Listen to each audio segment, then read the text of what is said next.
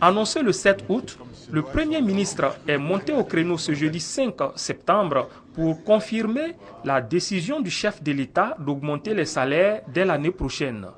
D'ailleurs, le gouvernement s'active pour donner vie à cette bonne nouvelle. Ce gouvernement, en tout cas, quand il dit « je vais faire quelque chose », il le fait. Mais avant de le faire, il calcule pour savoir combien ça va coûter et comment je le finance, de manière à ce que ça se traduise en réalité.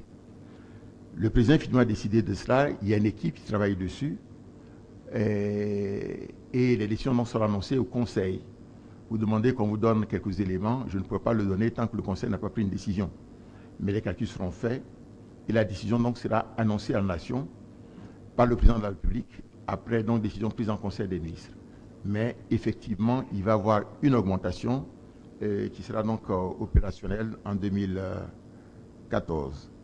Autre volet social impulsé par le gouvernement, la création de plus de 20 000 emplois. Ces informations ont été portées à la connaissance de la presse ce jeudi au cours du deuxième grand rendez-vous de l'année entre les journalistes et le Premier ministre.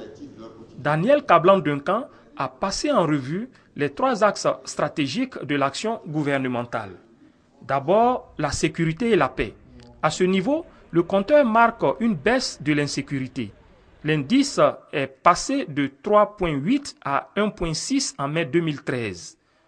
Ensuite, au chapitre de la réconciliation nationale et de la cohésion sociale, une rencontre avec les centrales syndicales est programmée pour le 7 novembre prochain. Enfin, sur le plan économique, les bonnes relations avec les institutions de financement internationales, la consolidation de la croissance à 9% cette année, le lancement des travaux structurants et la maîtrise de l'inflation mettent le gouvernement dans une position confortable dans sa marche vers l'émergence.